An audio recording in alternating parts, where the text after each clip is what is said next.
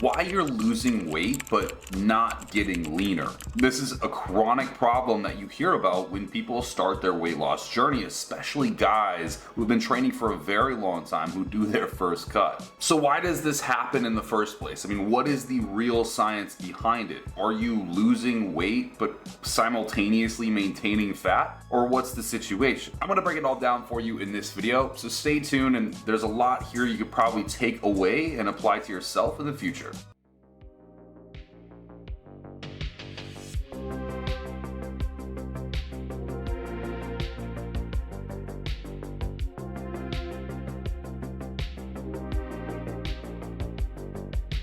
Doing a cut, losing weight, being in a caloric deficit, whatever you want to call it, is not a fun gig. It kind of sucks, and to be honest, I don't think anyone truly enjoys it for a long period of time. To make matters worse, what makes a cut even harder is definitely the mental ambiguity that someone might experience when they're on a cut. For example, you can feel really good about yourself one day, and then another day, highly volatile, you feel awful about yourself, and you think you've not even lost a pound of fat. And your mind really does begin to play tricks on you. It tells you maybe you're not doing enough, maybe you're doing too much, maybe there's just something wrong with you and that's why you're not losing weight. I assure you, probably none of those things are true, and you are likely on the right path, or at least hopefully you are. If you have some guidance, shout out to our coaching program down below, link if you need a coach. But let's just preface this with, you do have the guidance you need, and you are doing the right things, and you're still hitting these speed bumps where you're doubting yourself. And then to make matters worse, you've looked in the mirror for 3 weeks in a row now, and weight has dropped continuously,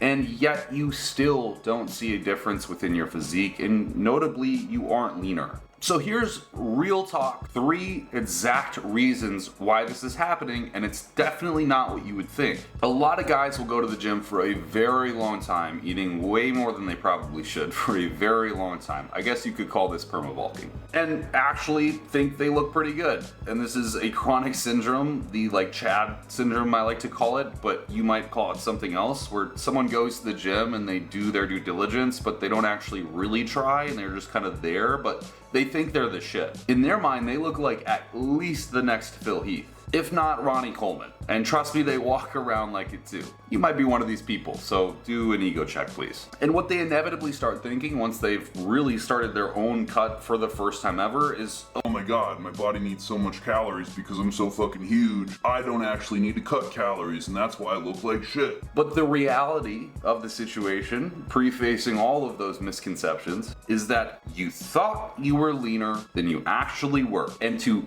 even double up on this, you thought you were more muscular, or i.e. had more lean mass, than you actually do. And this is a massive problem I see so often when people start their first cut or actually do an aggressive caloric deficit to lose more weight than they ever have. The comments start coming out. Man, I just feel like I'm so small. I don't know if this is working. And as a coach, I hit this question with a great deal of vigor because it infuriates me. Yes, you're getting smaller because your circumference was 40% made up of fat. Your arms aren't getting smaller, the circumference of your legs isn't going down. You literally just had so much fat piled on top of all of your bones that it made you perceive that you were huge. And yes, the muscle might have shown through that fat, but you have to realize fat lays itself on top of muscle, so it's going to follow the congruence of muscle. The other part of this equation, which is sort of number 2 here, is that you are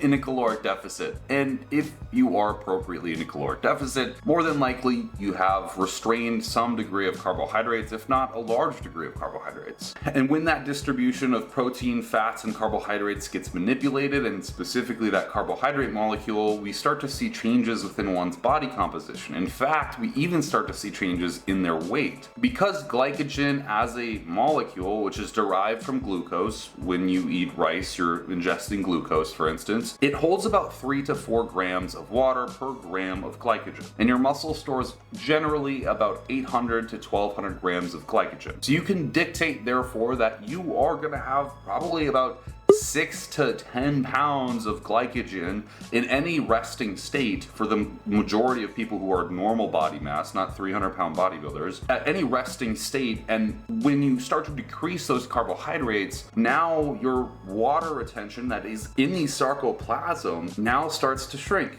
due to that carbohydrate molecule seeing you later. It goes away. It goes to do other things because energy is low and your body needs to make do with what it has. And so all that water and all that glycogen comes out of your muscles and slowly but surely depletes itself. And what does that mean? Well, your muscles aren't as full as they once were. The cross-sectional area of your bicep is literally not going to be as big as it is if you were eating a lot of carbohydrates and even a lot of fat. But that's not a bad thing, because that truly is the prerequisite to losing weight. If you're just constantly burning glucose as an energy source, you're not gonna create any possibility to promote lipolysis. So in and of itself, if you're losing weight and doing it appropriately, you should probably be what I like to call fat and flat. Your muscle isn't pushing up against your skin, presenting itself through whatever you have on top of that tissue. So therefore you look smaller and maybe a little bit fatter, even though you might have dropped 10, 15 pounds. But don't let it fool you, because again, this isn't necessarily a bad thing. It's actually quite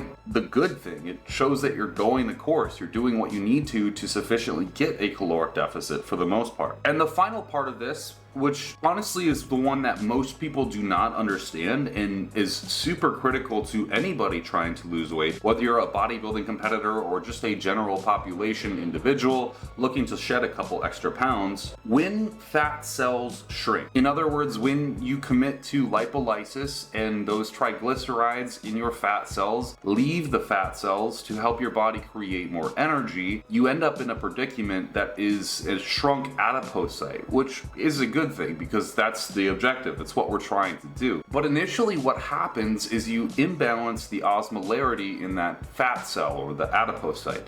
And osmolarity is a really big word, and all you need to understand it as is an osmotic molecule is one that attracts water to it. For example, creatine is an osmotic molecule. It brings water with it. Now, when a triglyceride is made up of 3 lipids, and those lipids are held together by a glycerol backbone. Now, as you start committing to lipolysis and burning up those triglycerides, and more specifically the lipids, in an act to get as much energy as you can from your body in the form of adenosine triphosphate or any other form of energy, heat, just go by heat. What happens to that glycerol molecule is it actually gets kind of left over in that fat cell for a moment. And because it is a osmotic molecule, what happens? It brings fluid into the adipocyte. So yeah, your fat cells did actually shrink, but on the face of it, at least momentarily, as you are still losing weight, that fat site will also swell with water. The glycerol is still left over inside, pulling water through it. And in a sense, you can think of it as your fat cells have edema, at least momentarily. Now, I don't want people to use that as an excuse as to, well, I'm on a cut, I just don't look better because my fat cells are holding water. That's bullshit. But if you're experiencing a scenario where you have lost 10 to 15 pounds and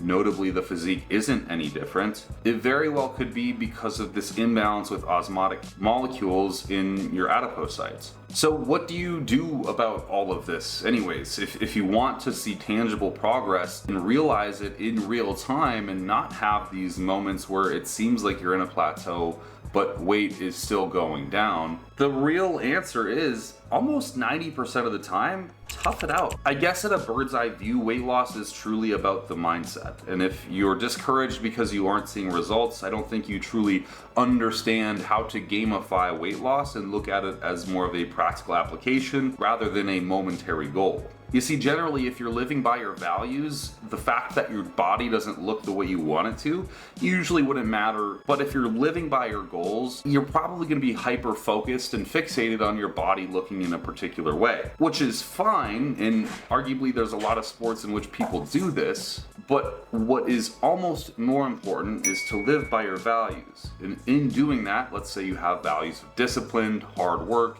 and an amazing ethic to be healthy, this in exchange would lead to a lean physique in and of itself. Whether or not you achieve that immediately wouldn't bother you, because daily you're living by a value that you want to sustain. You could also utilize carb cycling. What this really means is that you do have low calories throughout the week, but maybe 1 or 2 days out of that week you can actually drop protein down quite a bit. Maybe you're eating 1.5 to maybe 1.25 grams per pound of body weight of protein per day. Maybe you actually drop that down to like 0.75 and introduce a lot more carbohydrate in that specific day to restore glycogen and thus improve muscle fullness, and thus reflect a image of what your physique could be potentially looking like. That muscle pushing up against the skin because it's now full would show you how much fat you actually lost in comparison to what you look like flat. And this is something bodybuilding coaches do a lot of the time to get an accurate assessment of where their clients are sitting as a body composition metric. The other thing is obviously retain lean mass. You don't want to just cut weight, you want to cut fat tissue. And to do that, you specifically need to train really fucking hard, not lose strength in a deficit or a caloric deficit, and do your best to keep protein really high and a good amount of carbohydrates in the diet. The goal with a weight cut isn't to cut weight, it is to cut fat. And to cut fat, you need lean mass. And if our objective is just direct weight loss, we're never going to get to the result that we want. We have to recognize that weight loss doesn't directly mean improvement in one's physique. It is directly fat loss and muscle retention. And then lastly, it's just ultimately grow more lean mass. Once you do get down to a pretty lean body composition, literally 6 to 8% body comp, try to actually push your weight back up and do another massing cycle. And this isn't where you go all out to the buffet every single day of the week and eat pizzas on the weekends and go get hamburgers every day. It's where you strategically increase calories at a slow and healthy rate so that body composition still stays improved, but yet you maintain a solid rate of gain on the scale. And then 6 to 8 months, maybe even a year later, come back into a hard deficit. And then you might just realize the physique that you wanted to. But if you're just perma-bulking all the time, it's just not gonna work. You will not build the lean muscle that you need to look the way that you have in your mind. So if you enjoyed this video and you maybe agree with some of the things that I have to say, comment down below and let me know. But if you don't, also comment down below and let me know. If you like this content, shoot me a like. If not, don't leave a like. Get off this video right now and go somewhere else, because I don't want the algorithm to see my content if it's garbage. I will see y'all in the next video. Deuces.